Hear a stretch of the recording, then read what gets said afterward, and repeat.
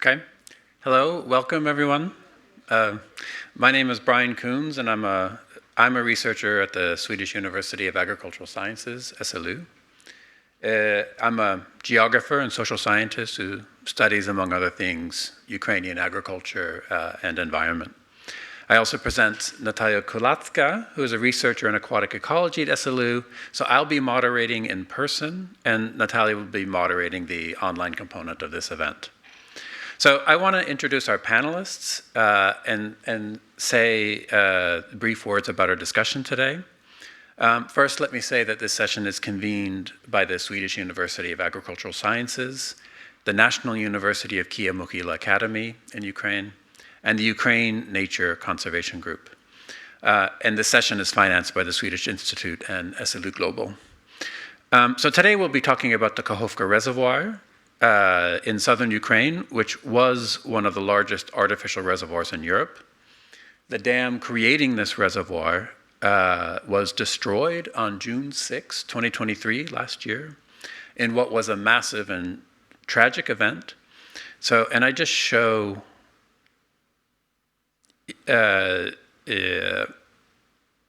briefly in these slides. So here you see the reservoir before the destruction of the dam, and here you see it after the destruction of the dam. And so I just stress what a unique catastrophe this was, certainly in the 21st century. So dams are being removed more and more in different places, or there's at least more discussion about it. And water is, of course, a casualty of war. But it's hard to find an analogous case or comparison with what happened in southern Ukraine last June. So we will hear today about the environmental consequences of this tragedy from 4 Ukrainian experts that are here today. The reservoir was created in the 1950s when the Kakhovka Hydroelectric Dam was built. The lake or sea that was created was massive. Its surface area was 2,155 square kilometers.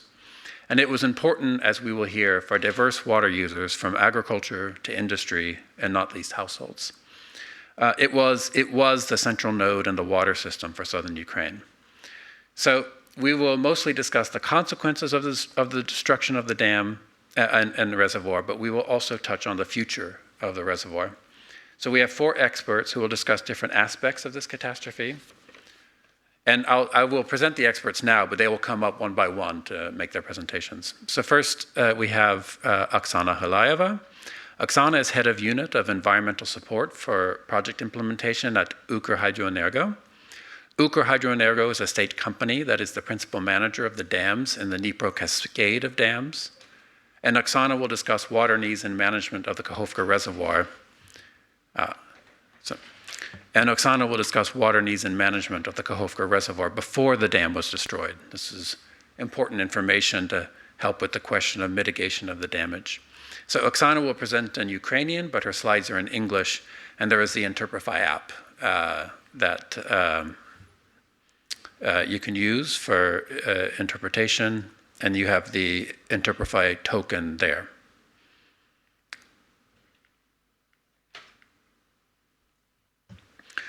And then we have Viktor Karamushka, head of Department of Environmental Studies at National University of Kyiv-Mohyla Academy.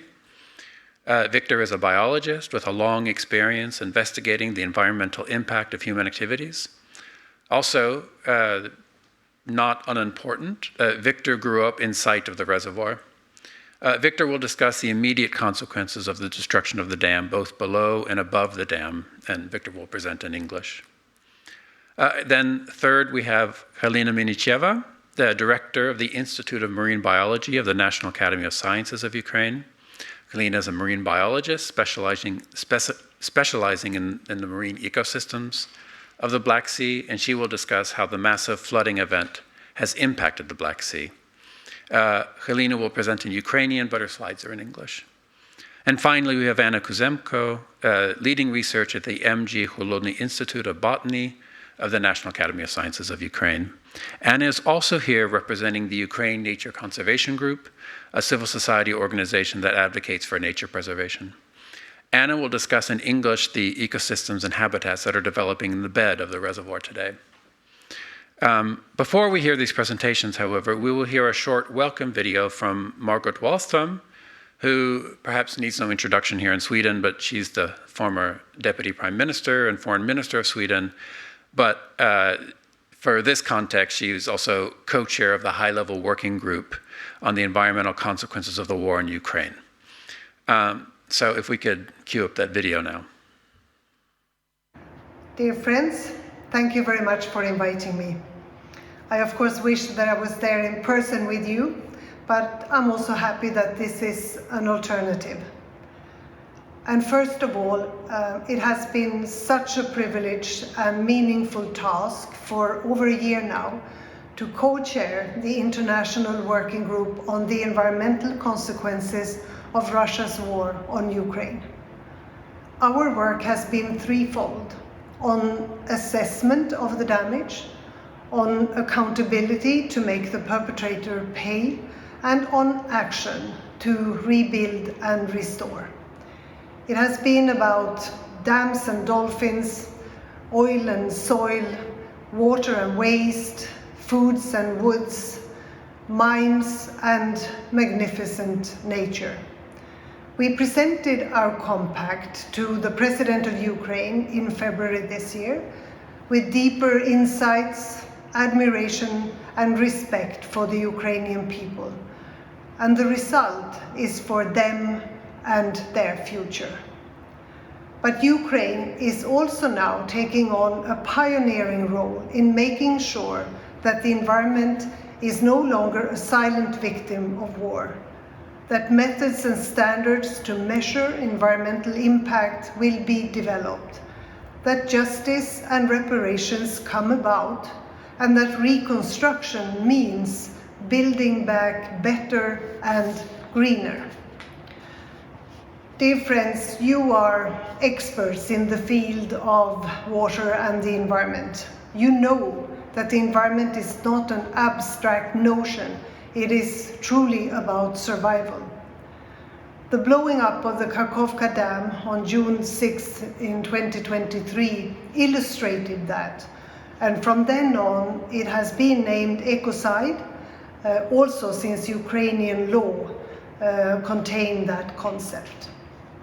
The devastation was enormous. The consequences will be felt for decades and affect not only Ukraine. Our working group has also dealt with this issue in our recommendations. For example, that the ICC prosecutor is encouraged to consider the Kakhovka Dam collapse for prosecution within the existing scope of the Rome Statute, Article 8. That the ICC state parties should consider incorporating ecocide as a core international crime within the Rome Statute. And that the international community should establish an international mechanism for reparation for damage, loss or injury resulting from Russia's internationally wrongful acts in or against Ukraine. All of our 50 recommendations are doable, and the working group will now focus on the implementation. We are grateful and impressed by the serious planning in different ministries, institutions, and civil society, of course. But the international community also can and has to help as well with expertise, capacity building, and the very basic task of inspections, reporting, and follow-up. The close cooperation between Ukrainian and Swedish universities must not be underestimated. And I see such an important role for this both now and in the future. And to end, I want to say thank you. I wish you success with your deliberations with the same few lines that I used at the event where I met Brian Kunz, who invited me here. Compassion and tolerance can heal and unite. Knowledge and science make us better and bright. Your actions can change so many things, so please continue to work for the environment and peace. Thank you so much.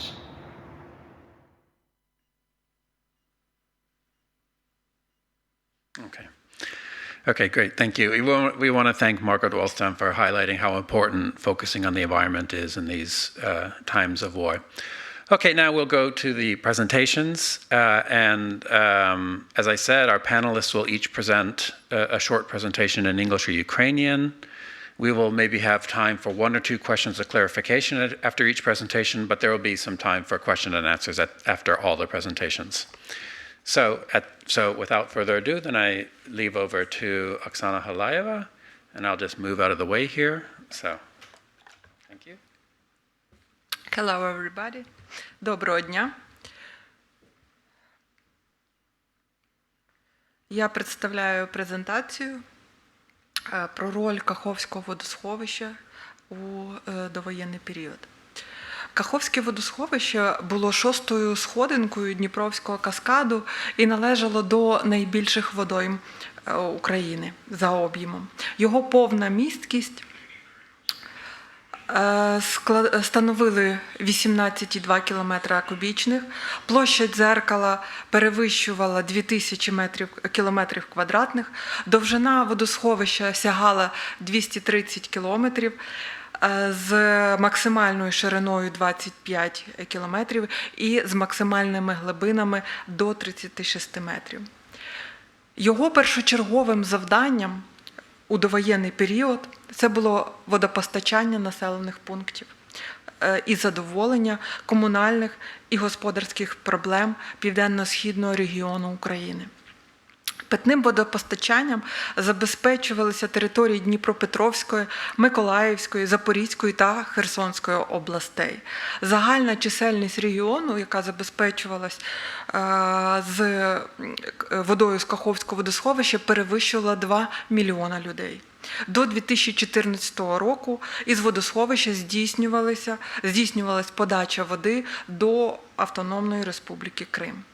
Водою з Каховського водосховища забезпечувалось 3 найбільших територіально-промислових комплекси з гірнично-добувних, залізнорудних та металургійних підприємств. Об'єм води, яка подавалася на водопостачання, коливалася від 1 до 4 кілометрів кубічних на рік, з максимальними витратами води 150 метрів кубічних на секунду. Найбільша потреба в воді була, звичайно, в літньо-осінній період. Другим завданням Каховського водосховища було забезпечення потреб води для зрошення. Об'єм води, який подавався для зрошення, сягав від 2 до 6 кілометрів кубічних на рік з максимальними витратами до 600 метрів кубічних на секунду. Найбільша потреба спостерігалась влітку. Каховське водосховище також відігравало велику роль для енергетики, перш за все, як джерелом постачання води для Запорізької атомної електростанції і Запорізької теплоелектростанції. Водойма використовувалась для забезпечення роботи 2 гідровузлів – це Дніпровського гідровузла і зруйнованого Каховського гідровузла. Гідроенергетика в даному регіоні відігравала вирішальну роль для розвитку відновлювальних джерел енергії, вітрових та сонячних електростанцій. Перш за все, як маневрова потужність і забезпечуючи стабільність роботи енергосистеми України. Каховське водосховище було також і важливою транспортною водною артерією. За допомогою водного транспорту здійснювалося перевезення нафтопродуктів, будівельних матеріалів, зерна, залізної руди. Окрім того, водосховище належало до рибогосподарських водойм загального державного значення, що давало можливість використовувати це водосховище для вилову риби. Одне із самих важливих також завдань водосховища і функцій було це забезпечення екологічного стану понизя Дніпра. і підтримки нормальних умов для водно-болотних угідь міжнародного значення. І запобігало також засоленню пониззя і проникненню соленого клина в річку. Граничною величиною екологічної витрати було визначено кількість біля 500 метрів кубічних на секунду. Як ви бачите, Каховське водосховище – це комплексна водойма, але першочерговим завданням все-таки було забезпечення, пріоритетом було забезпечення водою населення та забезпечення екологічними витратами. А вже потім забезпечувались потреби промисловості, гідроенергетики, сільського господарства, водного транспорту та рибного господарства. Як же ж оцінити оцю важливість Каховського водосховища кількісно? З водогосподарської практики це зазвичай можна зробити 3 характеристиками. Це можливість забезпечення певних рівнів води для можливості безперебійної роботи водозаборів, забезпечення певних об'ємів води, які давали можливість забезпечувати потреби людей, промисловості, а також забезпечення екологічних норм. І за допомогою цих об'ємів води забезпечувати миттєві витрати. Ми зробили оцінку, порівнюючи, скільки природної витрати води дає Дніпро і скільки у довоєнний період витрачали воду для забезпечення потреб. І ми виявили, що оця зона – це зона дефіциту, яка давала можливість Каховське водосховище його покривати. Тому можна зробити висновок, що Каховське водосховище відігравало дуже колосально велике значення для України. І як для забезпечення певних витрат води, так і забезпечення певних витрат, і забезпечення об'ємом води, яке було край необхідним для розвитку регіону. Дякую. Thank you very much.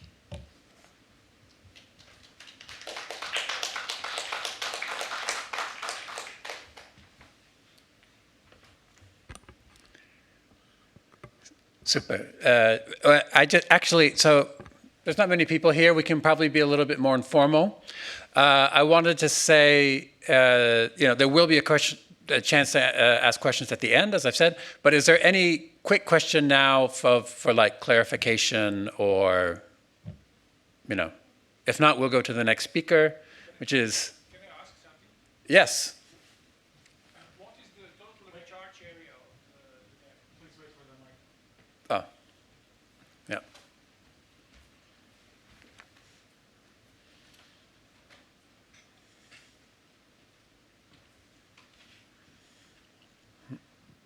Maybe I didn't catch Michal Brinčić from Slovenia, Ljubljana. What is the total recharge area of the dam? How many? And what is the area contributing to the dam? Total area. How much water is drained? What is the area which drains to the dam?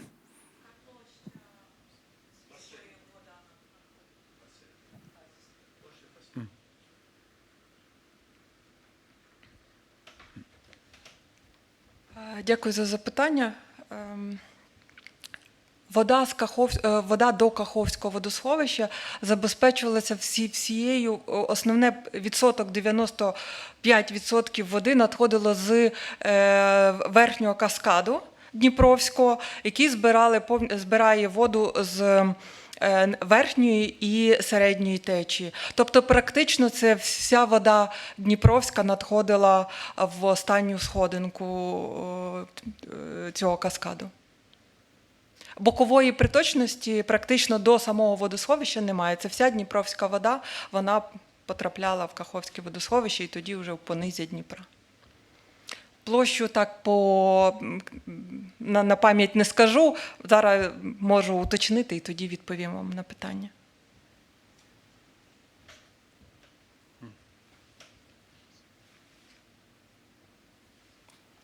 Okay. Okay, I think we'll go to the next speaker, and if there's more questions about this, then we can address it in the question and answer. So I ask Victor to please come up.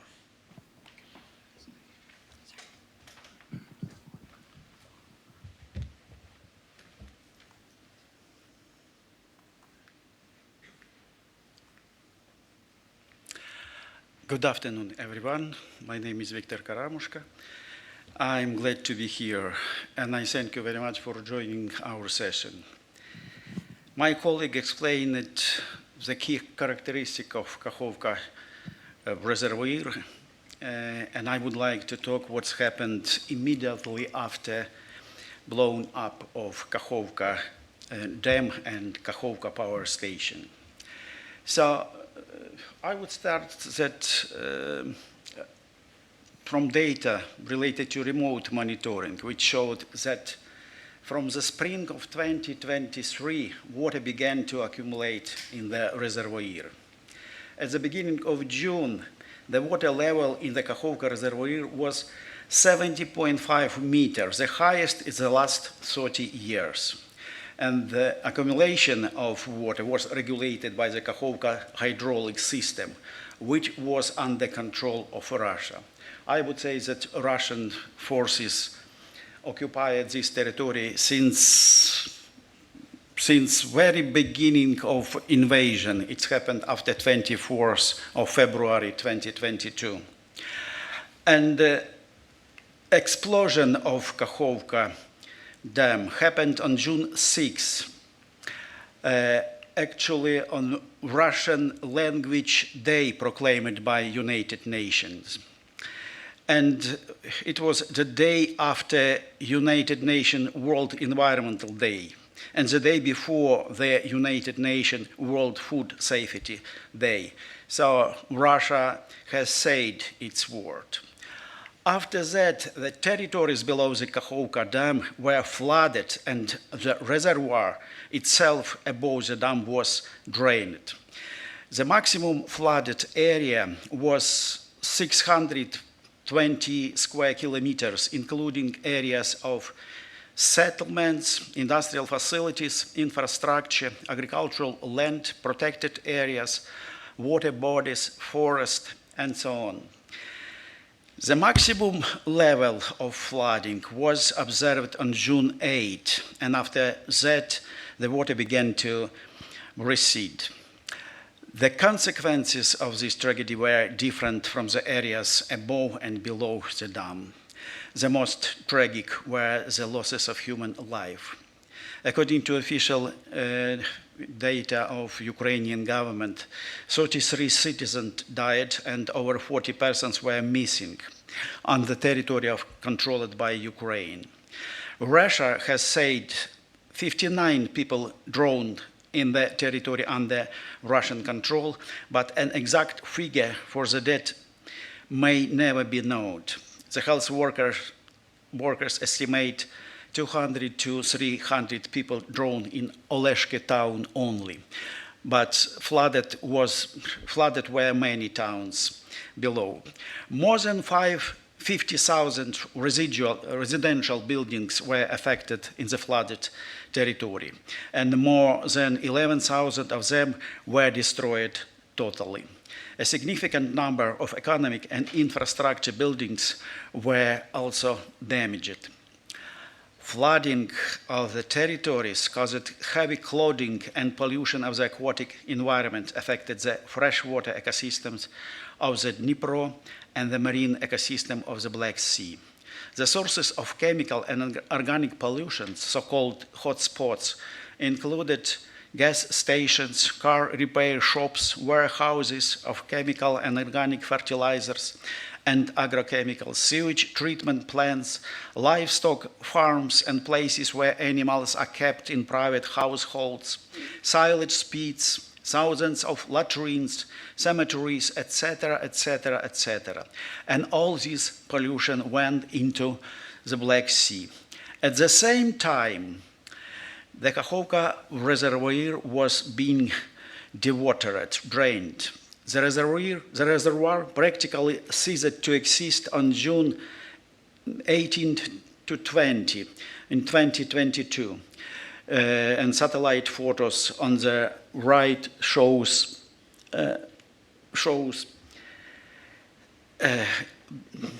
process of dehydration which occurred around the village of Nizhny Rogatchik, where I was born and grew up. The reservoir was a source of water for many settlements in the Kherson, Zaporizhia, and Dnipropetrovsk regions. My colleague informed that residents of Kryvyi Rih, Marganets, Pokrovsk, Nikopol, and other towns and cities faced problems with water supply immediately after disasters. 700,000 Ukrainians lost direct access to drinking water. As a result of the destructions of Kakhovka Dam and a sharp drop of the water level in the Kakhovka Reservoir, a significant number of dead fish was observed on the bed of the reservoir. In fact, the fish stocks of the reservoir were destroyed. Most of spawning grounds were lost, and fishing as a sector of local economy in this region became impossible.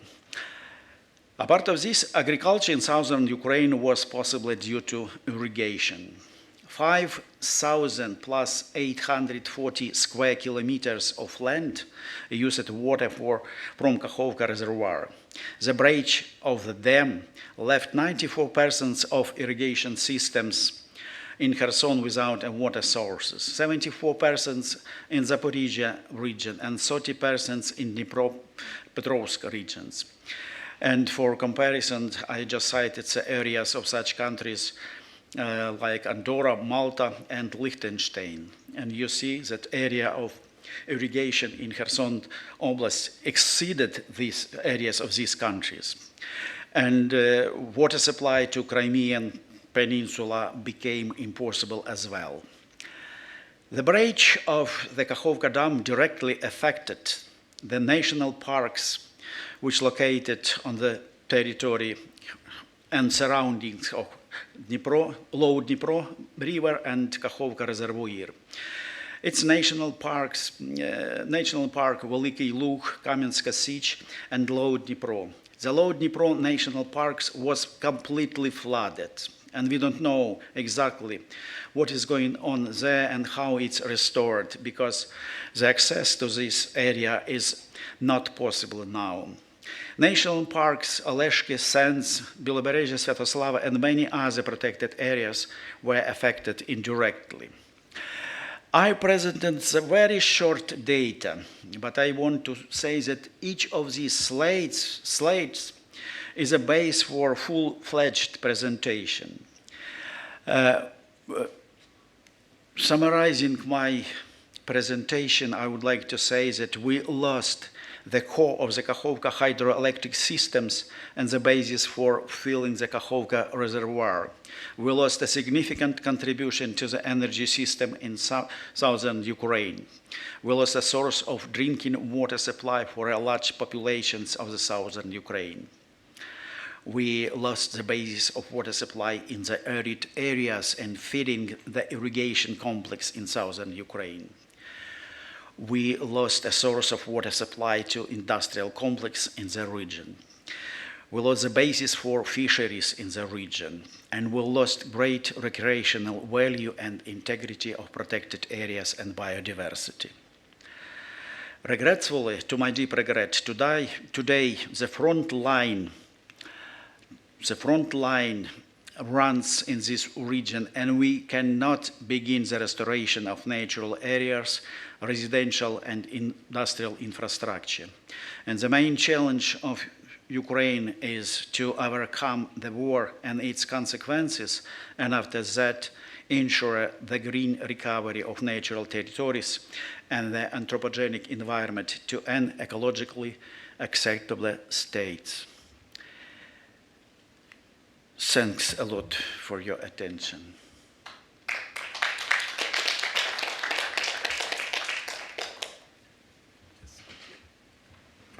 Does anyone have a quick question for Victor, clarification, or there'll be a chance to ask questions later, of course.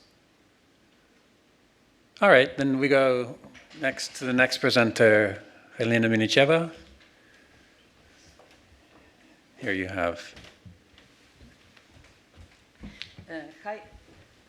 Hi everybody.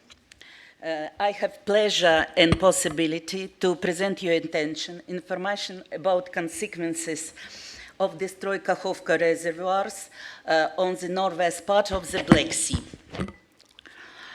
The Institute of Marine Biology, the National Academy of Science, this is the oldest Ukrainian scientific institute, then studies the fundamental patterns of the functioning marine ecosystem. Since the beginning of the war, Russia aggression against Ukraine, our institute has been conducted research to assessment the impact of war on the marine ecosystem. Of course, when we Kakhovka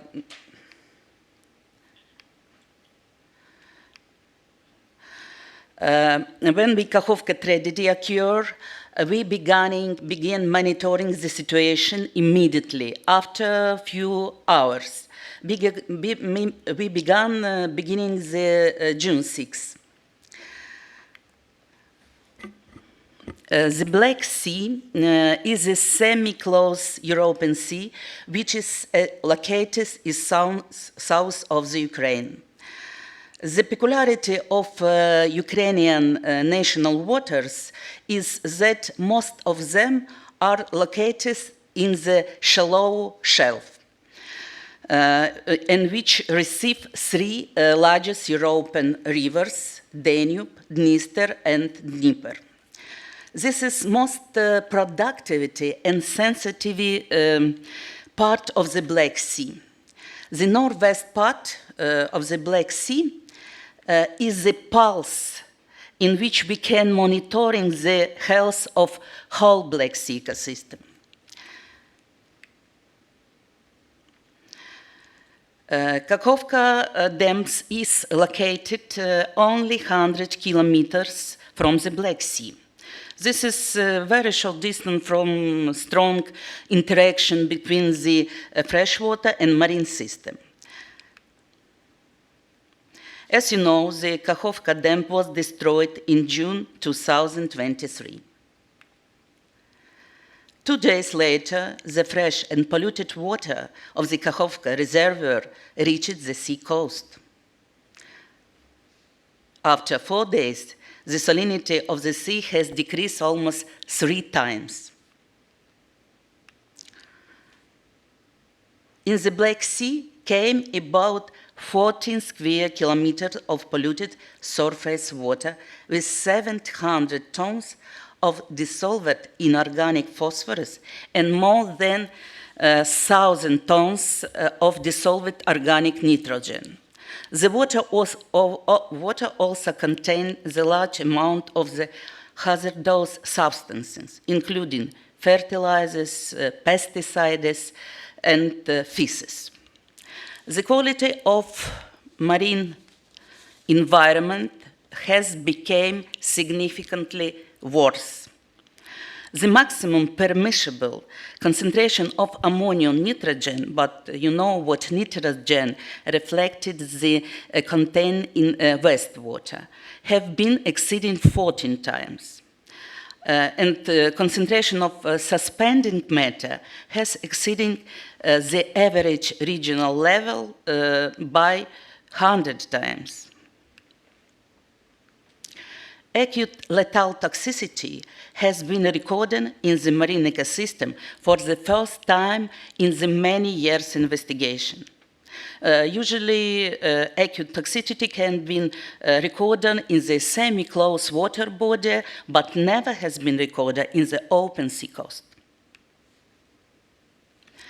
Different freshwater organisms, plants, animals, vertebrates, and invertebrates that entered in the marine environment died. And vice versa, the marine organism suffered from the freshwater, especially the attachment hydrobionts, which could not leave from dangerous zone. Especially suffered, Especially suffered the population of commercial mollusk mussels, Mytilus gallia provincialis. They stayed in the fresh water for more than a week. In result, the 100 million individuals of mussels also died.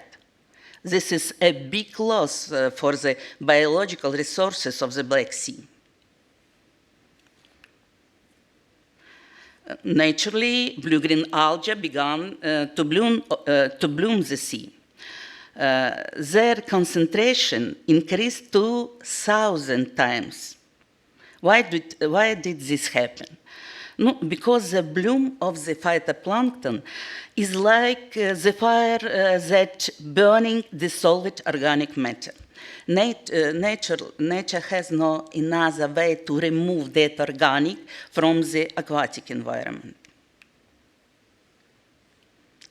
One month later, after fresh water with higher concentration of phosphorus and nitrogen enters the sea, the concentration of chlorophyll A in the northwest part of the Black Sea reached 218%.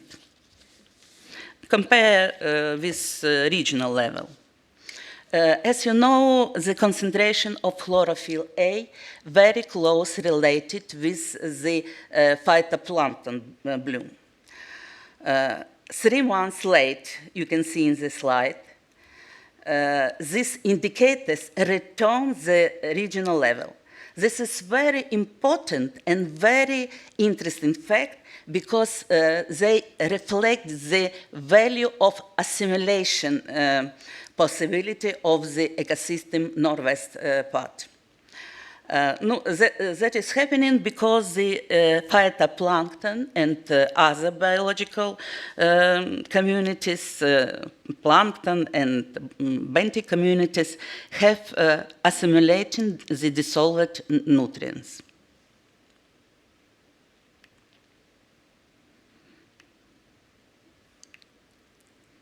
Why? Sorry, I can. Okay, sorry. The marine ecosystem has done a very important work in the first 3 months as large biological assimilation machine for the consequences of the Kakhovka disasters. But as a result, the marine ecosystem has been scarce. These scares are chronic consequences. The most dangerous is this deposition of pollution which coming from the Kakhovka Reservoir in the bottom sediments of the Black Sea. These consequences will have a long-term impact of the whole life of the marine ecosystem. During a strong storm, polluted will again come in the aquatic environment.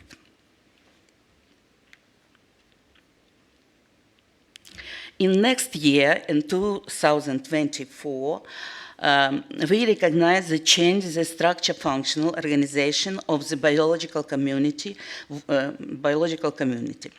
increase the number of the opportunistic organisms and new invaders. Opportunistic organism that is small, short life cycle hydrobionts that is indicators of not good ecological status. Invaders can destroy the nature structure of biological community and is some kind of biological pollution. Thus, the Kakhovka tragedy, the Black Sea became a rescuer, which that suffered itself unfortunately. The northwest part became the buffer zone that protected the rest part of the Black Sea. The sea Kakhovka ecological disaster is the great example of what can happen with uncivilization human behavior. And Russia demonstrates such behavior to the whole world. I want possibility to say to our colleagues and Sweden colleagues and friends, we invite us here for presented this situation and listen about problem which now have Ukraine. Thank you very much for attention.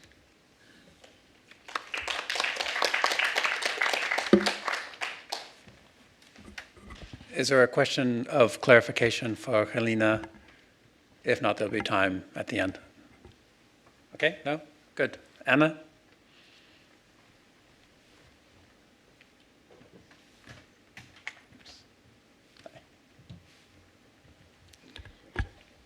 Hello, everyone. My colleagues already already informed you about consequences of Kakhovka Dam destruction for the territories lower stream from the dam, which was real ecological and humanitarian catastrophe.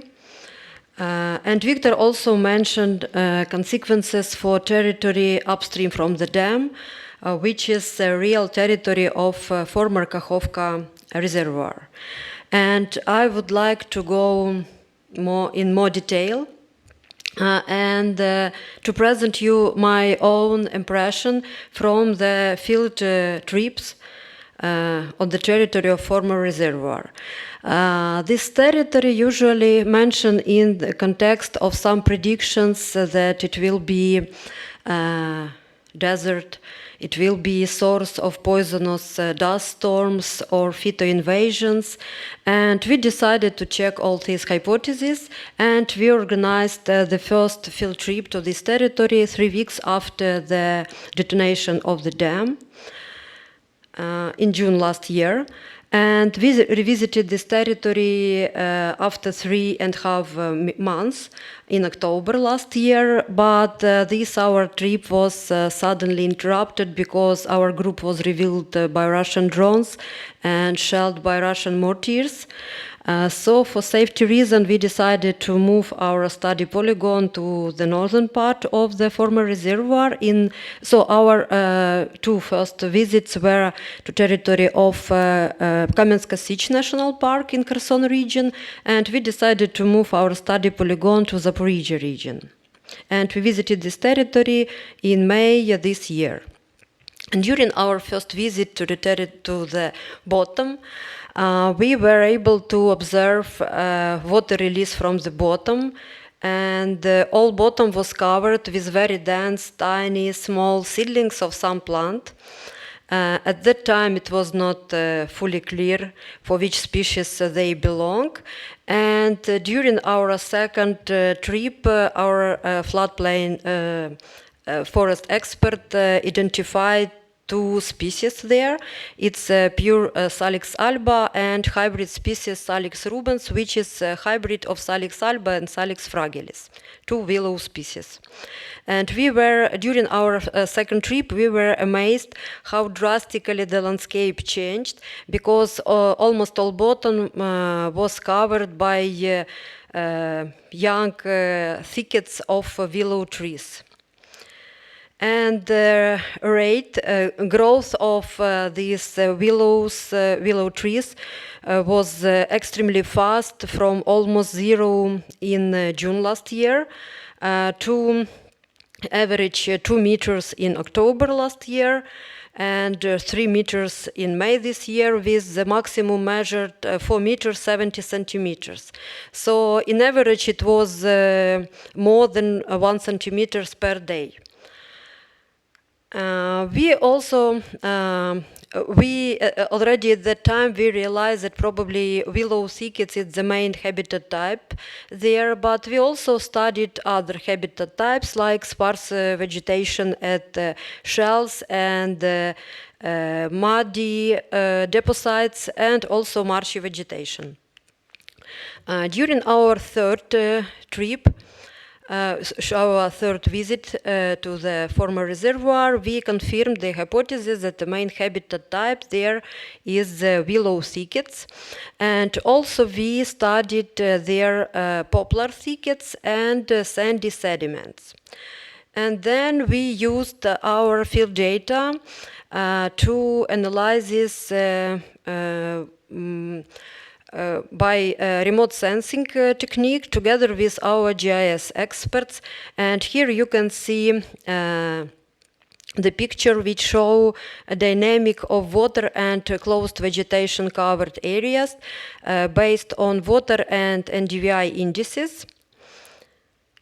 And also we created a habitat map based on our training data from the studied polygons, and also we created some R script which allow us to identify habitat types. So here you can see situation in October last year and May this year. And this is our studied polygons, zoomed. And comparison of these two maps shows very clear trends. That willow thickets increasing their areas, all other habitat types decreasing, and of course areas covered by running and standing water in spring was much bigger than it was in autumn. So for now we have a very young, huge floodplain forest. Probably this is the biggest such forest even in Europe, not only in Ukraine.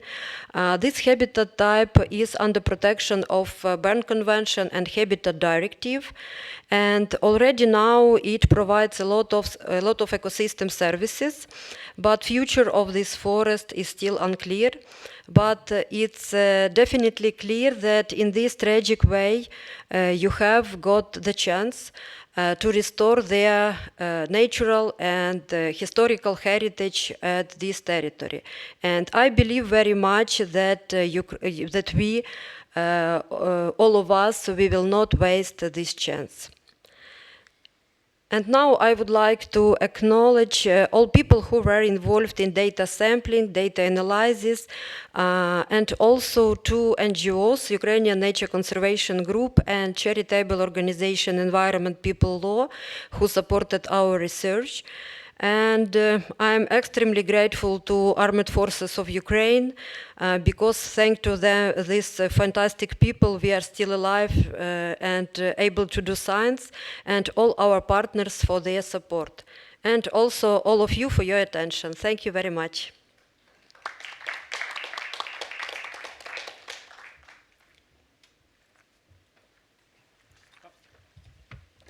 Thank you very much, Anna. Is there any quick question of clarification for Anna?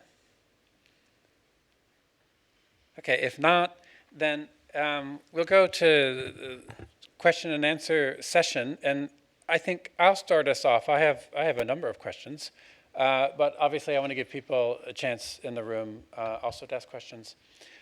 So my first question is, the government of Ukraine has indicated that it wants to rebuild the dam. What are the current plans for the future of the reservoir? Right now, Victor, you mentioned, others mentioned, there's ongoing fighting, there's ongoing war. That this is only something that can be discussed at this point. But what is the thinking right now, officially, for the future of the reservoir? I'm not sure that I can give clear answers, because too many uncertainties in this situation we observe.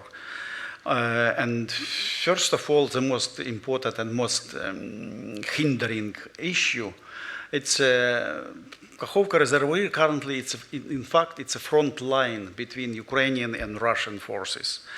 And before the occupation of this area, we are not capable to do anything.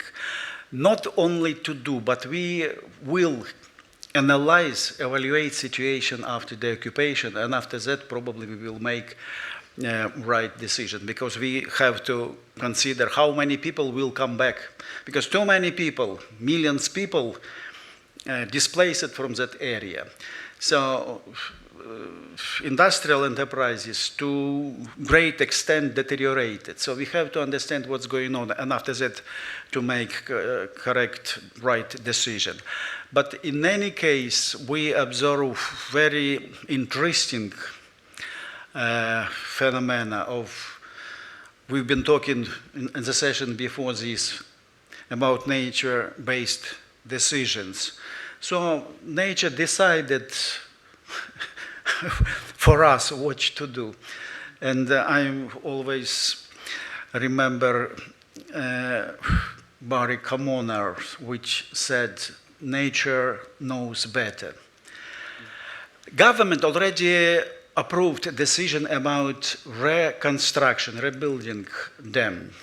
And it's really important because even in the case if we will not reconstruct in full capacity Kakhovka Dam, in any case we have to do anything similar because we have to provide support for Dnipro hydropower station, which is located in Zaporizhia region. Because without this, it's not possible to fully function Dnipro station, which is deteriorated, targeted as well at this moment. So we need peace, we need deoccupation, we need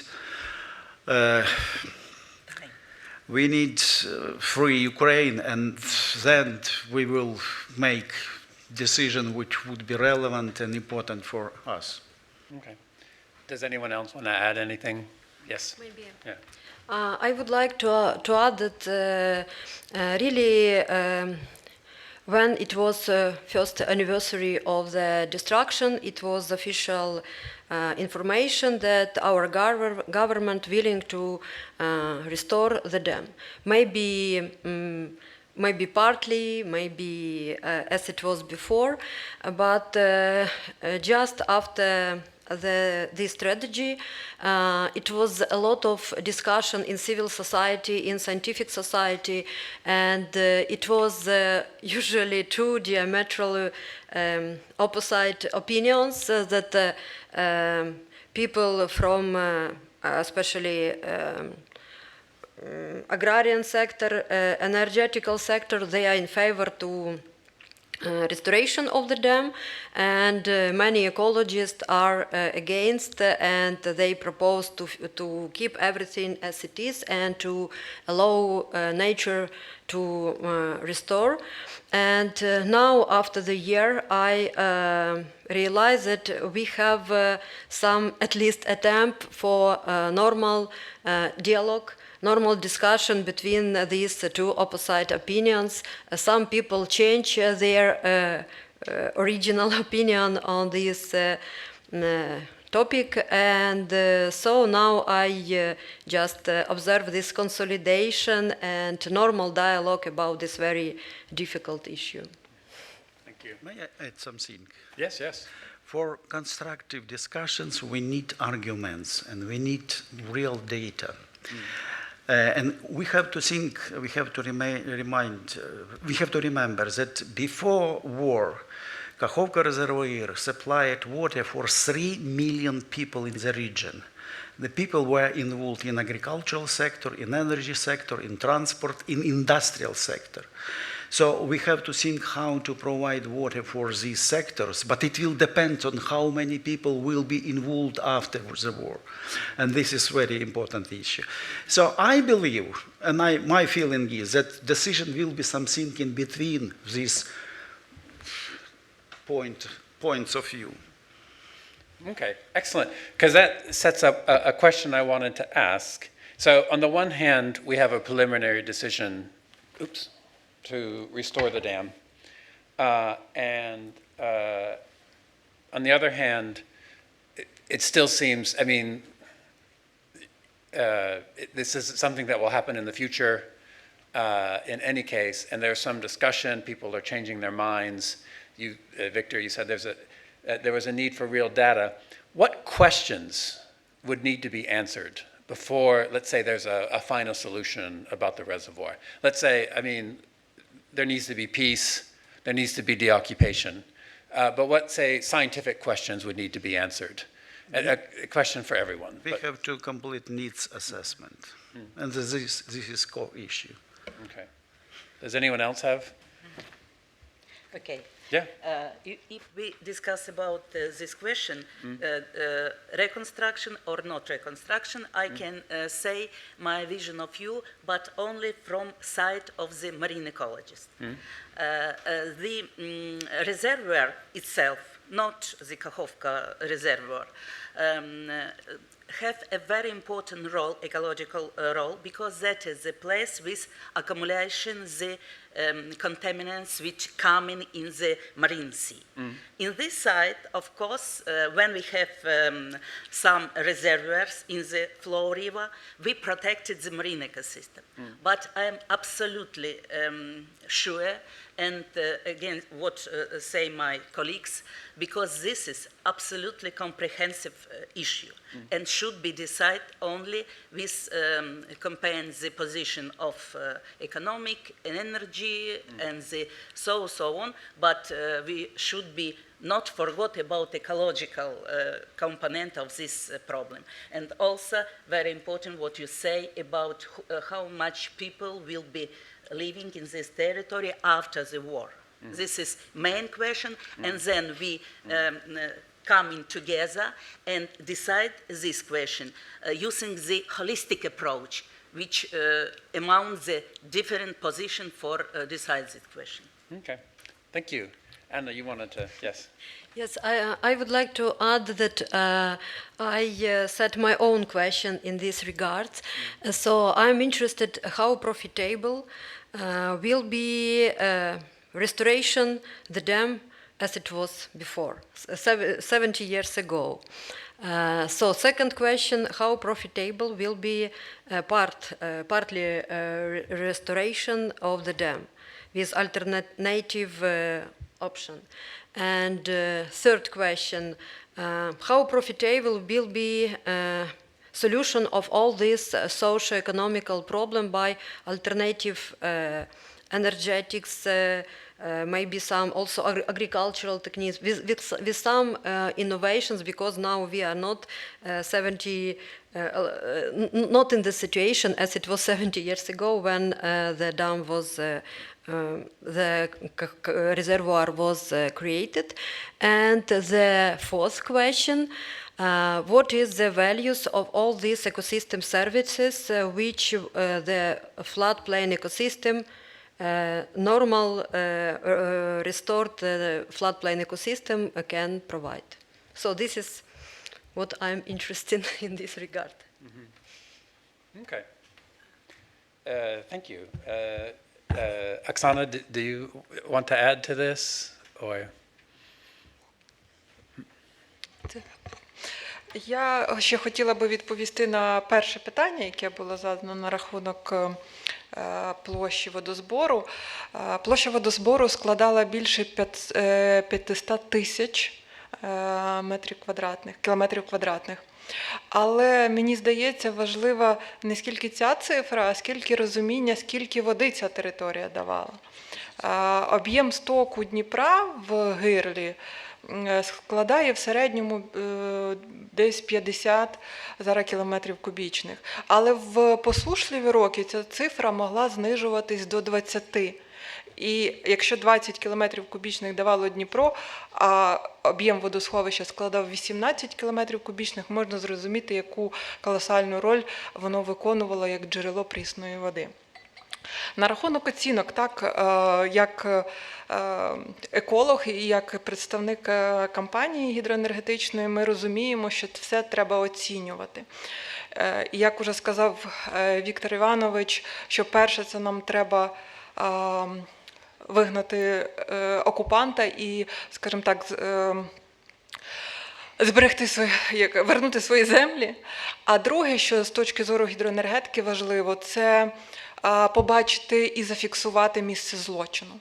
Тому тимчасові ті споруди, які зафіксовані навіть в уряді в рішенні уряду України про те, що нам потрібно тимчасові споруди, це перш за все ще для того, щоб зафіксувати злочин, який був скоєний Російською Федерацією. І, звичайно, якщо буде доступ до території, це нові дані про стан довкілля, який скаже нам, які альтернативні варіанти, які взагалі варіанти у нас можливі по відновленню греблі і по відновленню водосховища. Дякую.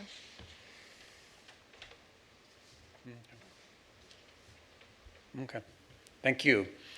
And so I'll just ask one final question for now, and that is, how are the water needs of people who are there now being met?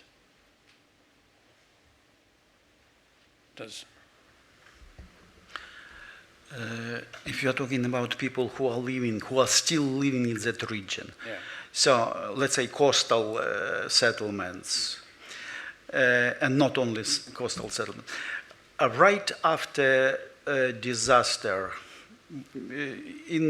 I don't know, in a week or two, local administration, it's military administration because we have specific regulations in the country, organized supply water to local people, just delivered by transportation water. And in parallel, they built a new water intake facilities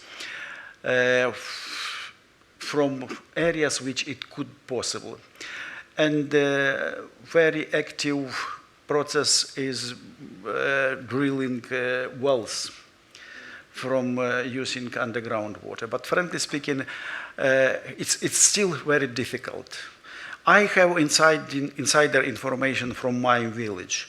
So we had wells as deep as 37 meters, and after collapse of reservoir, water disappeared from these wells.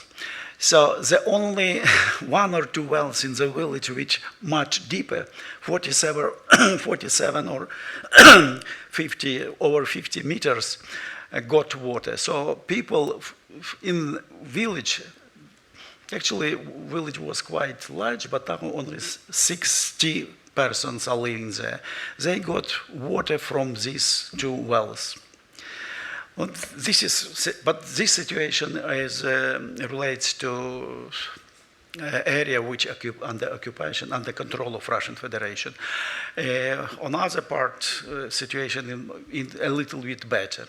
So problem of water supply decided as urgent measures, but it's not sustainable system of water supply currently. Okay. Right. Does anyone here have any questions? Super. Victor, going on, well, first of all, my heart goes out to all of you. Can you please say who you are? And... My heart's breaking. I'm Dwayne Roth, from Kansas. Okay. Super. And so, Victor, on the territory of Andorra, Malta, and Liechtenstein, as you spoke about the village had to drill their wells deeper, the farming community that had all the center pivot irrigation, the irrigation circles, I'm sure a lot of those were dependent on groundwater. So to bring that region back, the agriculture that was before, the reservoir had a tremendous recharge effect for all that groundwater, for all those irrigated circles. I'm assuming if the irrigated circles started up, that depletion would be greater and a lot less recharge since the reservoir is gone, is my question. Is there any irrigation right now? No. It's in the No. occupied portion. No irrigation. Okay. No water. Okay.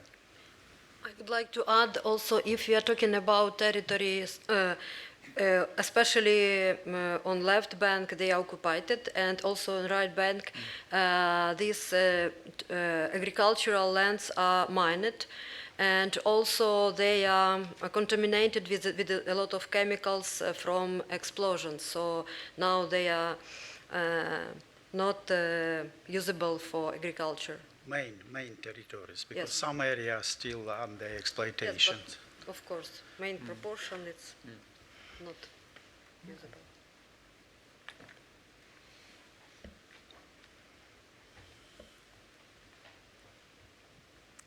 Thank you. So I'm Sara Gräslund with the Swedish University of Agricultural Sciences. And thanks a lot for very interesting presentations. And I wanted to ask a bit about the possibilities to prosecute for what has happened, and to what extent you think that the monitoring that you do in terms of monitoring changes in the environment, that it can be used within the process of prosecuting the Russians for what has happened. And also if you could comment a little bit on the future work of environmental monitoring, if you see that as an important part of following the process going forward. Can I start?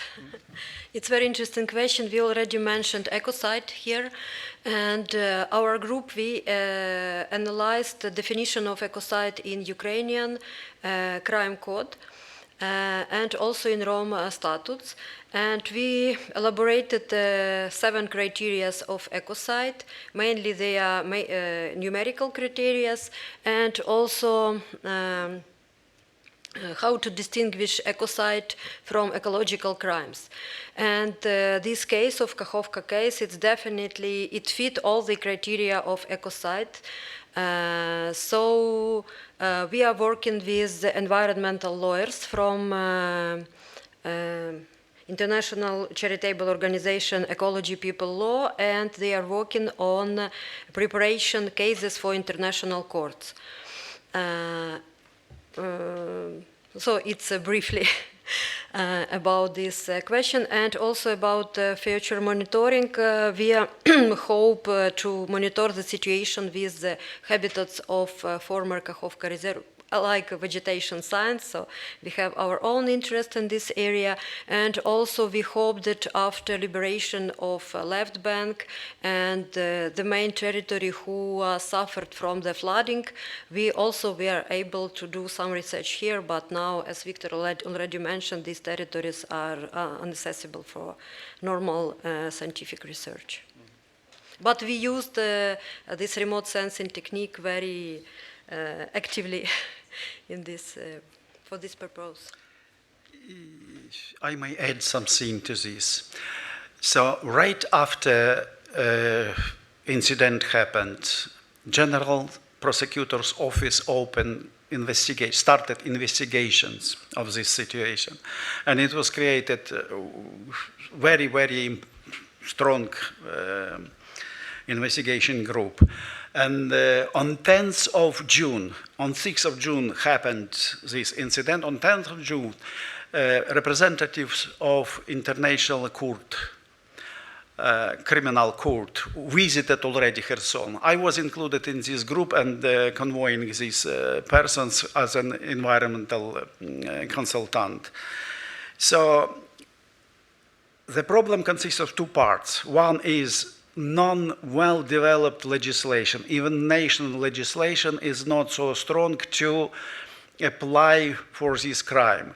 Second part, it's not easy to combine arguments, dokazy, to evidences, proof, which will comply with all requirements of international legislation, International Court of Justice. But work is going on, and I'm included in a group which is working with Kakhovka incident at the General Prosecutor's Office.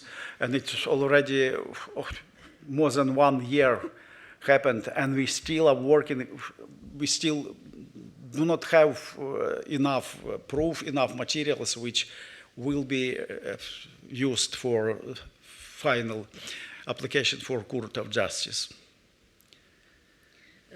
I also add information about the working which then coming in the office prosecute. The marine biologists fixed the situation after the death of the resources in the coast line. And that this report, official report, we send to the office prosecutor, and in the future we hope we calculate the special data, information about the loss resources, and this is fact data which will be in the future using for the for situation what is damage will be not only the place where is Kakhovka Reservoir, but in the marine ecosystem which also suffered from this situation. Okay. Good, good. Thank you. Is there any other question here? Okay. If you can say who you are. And Absolutely. Well, thank you all. Darren Rudnick, Kansas State University. Quick question. So it sounds like there's a lot of conversations on whether or not to reconstruct the dam. Curious on some countries that also border the Black Sea, what are their thoughts as you guys consider whether or not to reconstruct?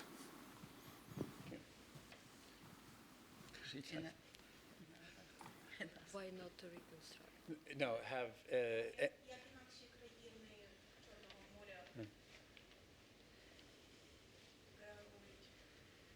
Ну то що не... no.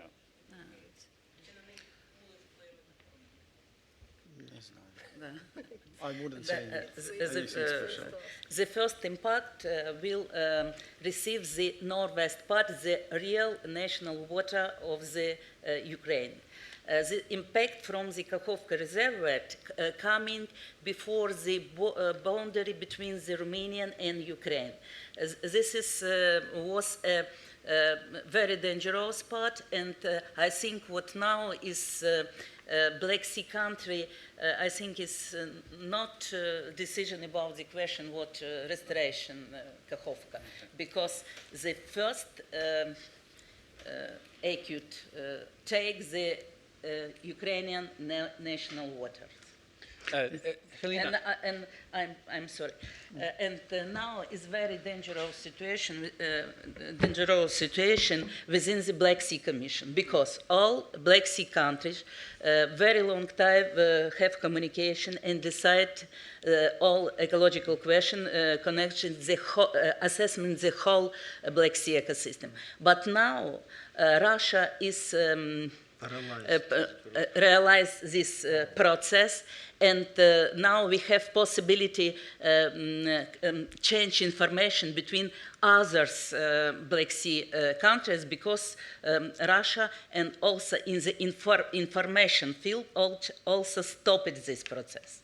And now it's very difficult to say about which reaction in Black Sea country, because we haven't now this place for change information. Again, the consequences of position Russia in the different institution, international institution, such as the Black Sea Commission. Okay.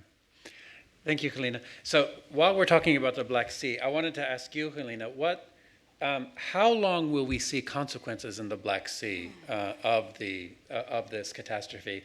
And also, if you could comment on, we've talked about, there is this discussion, rebuild the dam or not rebuild the dam. How will these different options, how might they affect the Black Sea, the ecosystems? And As I say today, what impact destruction of Kakhovka Dam of the marine ecosystem have some phase.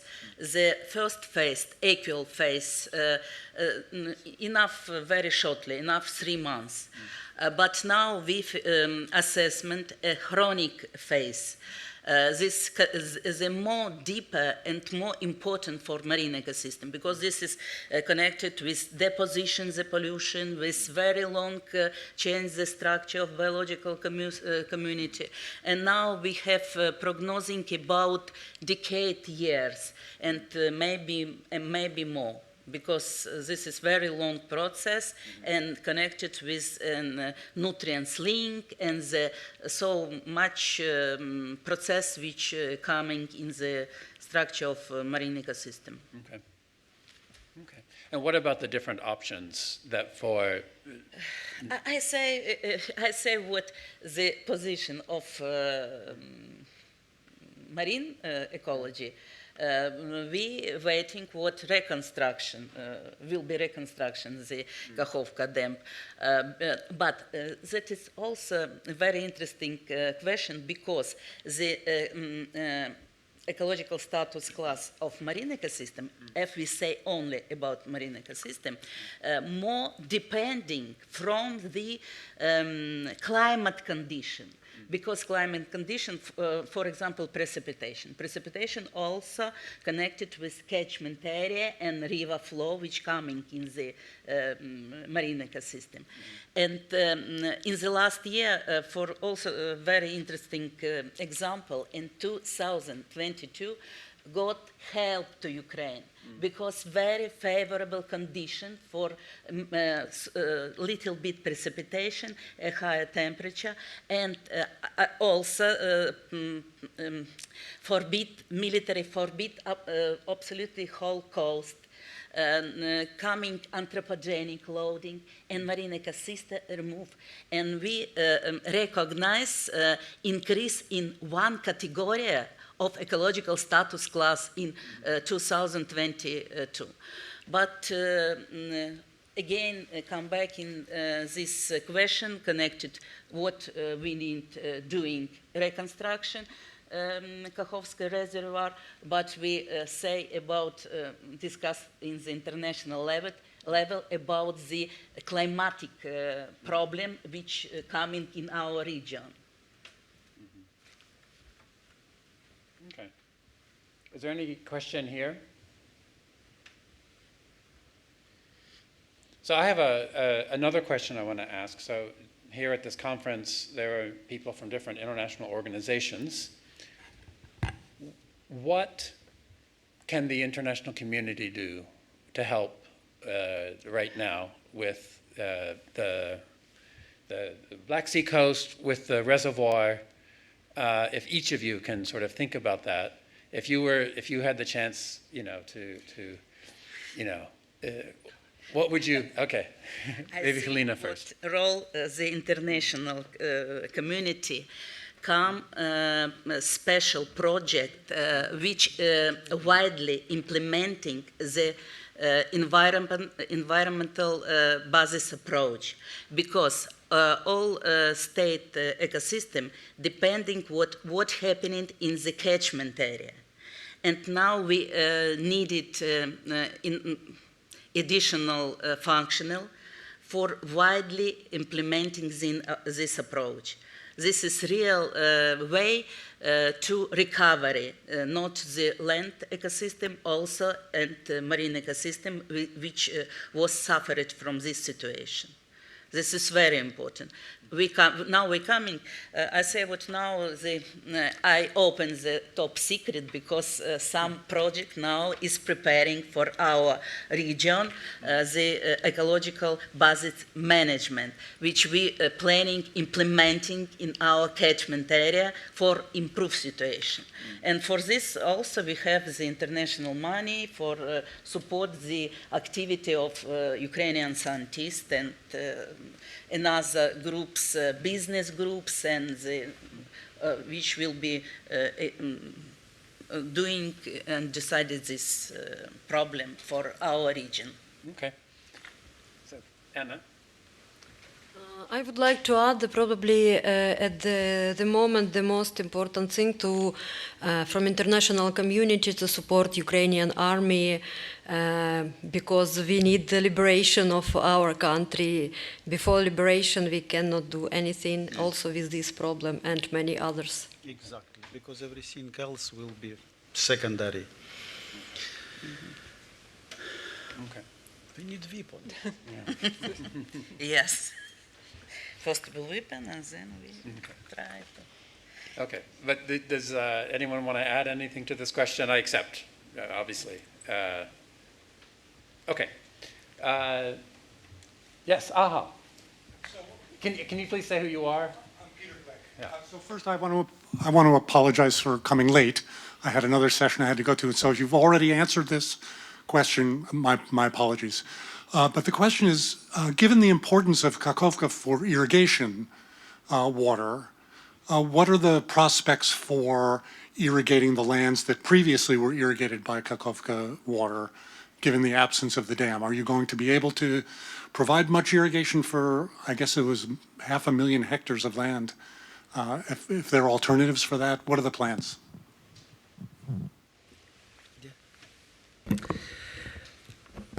Frankly speaking, I don't have clear answers on these questions. To some extent, we may replace these losses because Dnipro River exists, so we may catch some water from Dnipro River, but it will be absolutely not enough.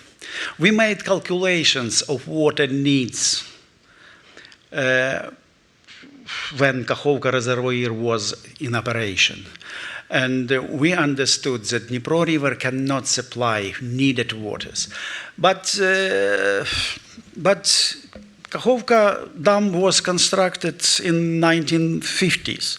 So before that region lived and used some other approaches.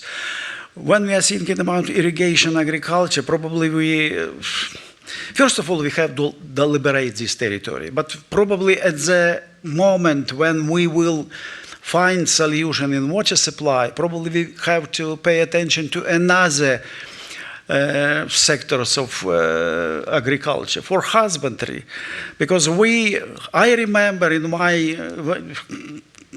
childhood, in my village there were lots of sheep. And after that, everything disappeared. But this sector can be quite effective because it's southern part of Ukraine, huge amount of territory, as a steppe, so feeding area is probably possible.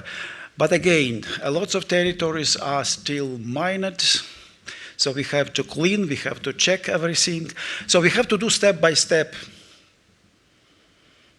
And regretfully, there is no very quick and very brave solutions which will lead to.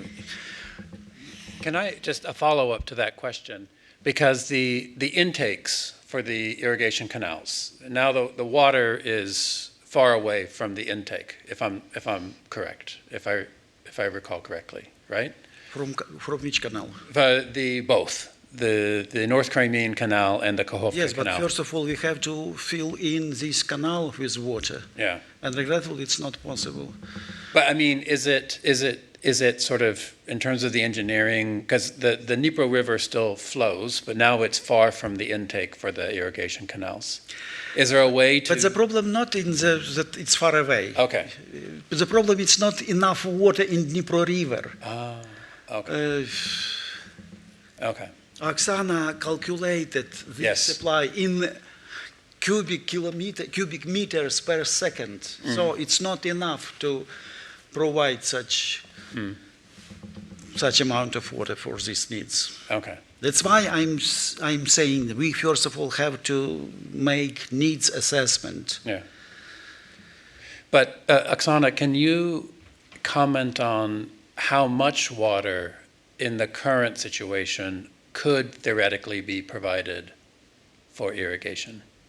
Is that possible? З точки зору природнього стоку ми не маємо взагалі нічого звідти відбирати.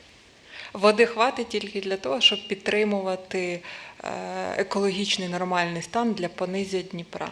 Воду не залишається води для користування.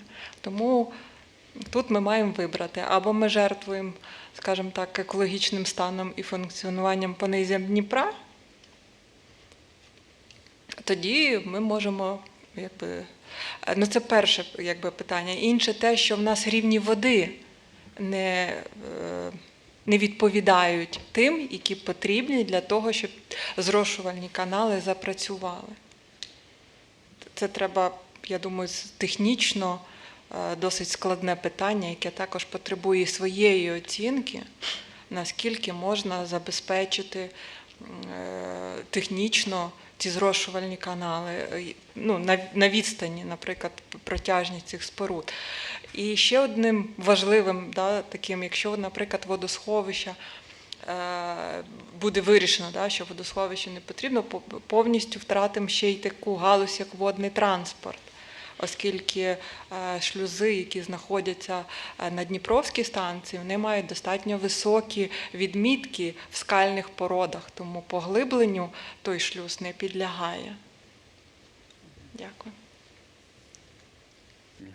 Maybe it makes sense to mention also the state of these channels because they are in very bad technical condition and it's very ineffective.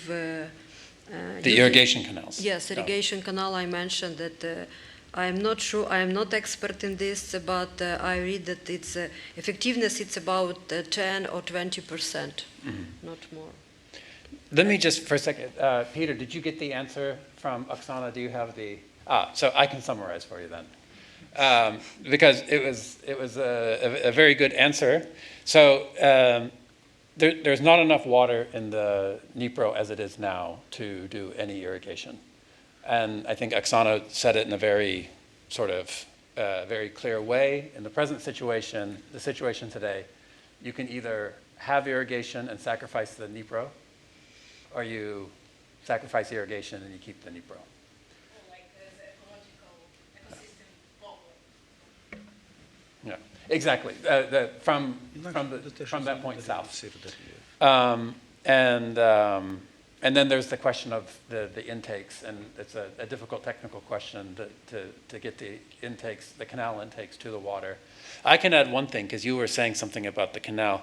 Isn't it the case that the main pump station for the Kakhovka Canal was already not working before the destruction of the...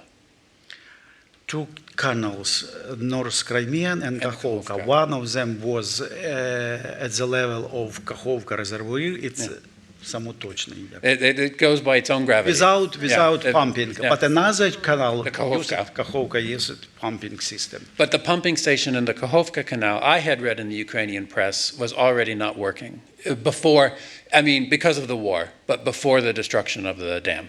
I don't know. Oh, okay. I read that in the Ukrainian press, but okay. I don't know. So, but Oksana wants to.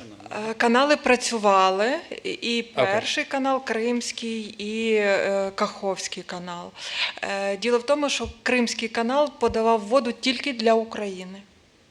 Для території, скажімо так, Херсонської області, отак правильно буде, для Херсонської області. Далі на окупованій території канал воду не подавав. В Крим, так.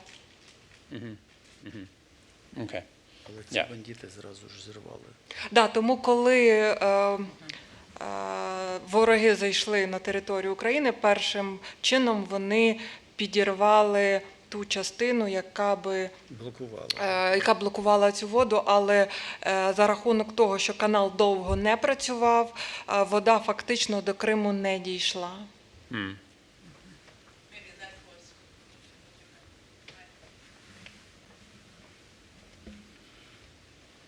Yeah. And so we've just been discussing this issue of the irrigation canals that have intakes in the reservoir, and they go through left bank, that is to say, the eastern part that is currently occupied. The original purpose of the North Crimean Canal was to bring water to Crimea. That was blocked, you're probably aware of this, from 2014? 2015? З 2014 року. 14. So, and so the occupiers, one of the first things they did was open that, but no water, water didn't go to Crimea. But now water can't go to Crimea now. Definitely. Okay. Thank you. Is there any other question? If not, I'm going to ask a question, another one. So even, in the previous session here, but we've also, we've shown a lot of maps, satellite information, and I want to just ask, what is the challenge, or what challenges are there in using remote sensing or satellite information for this sort of environmental monitoring is very important now, and what are the challenges that you feel from using this sort of data, these sorts of techniques? You mean for using this data? Yeah, or how to use them. Have you had any challenges? Probably the most challenge from my perspective that we have not enough land data, training data, because almost all territory of former reservoir are inaccessible for normal studies, and we were able to collect land data only on five quite remote points. So this is the problem, because we need this land data to have normal models and to have reliable data of remote sensing. And also we have a lack of high resolution images. And now we are working together with our partner, and it's possible to find them, but it's not easy. So this is our challenges in this technique. When you say high resolution, Yes. what do you mean? How high resolution? So no, it's possible to have images up to 30 centimeters Yes. high resolution. Yeah. So now they are inaccessible, not only in this case of Kakhovka Dam, also to other assessment of impact of hostilities to environment. Okay. Well, I think it's 5:30 now. Natalia, is there any comment or feedback from? Okay, were they? Okay. Ah, okay. Well, good. Okay, well then I think I want to thank our panel who've traveled very far to come here. So thank you very much. And I think we're finished for now. So, but if, yeah. But please feel free.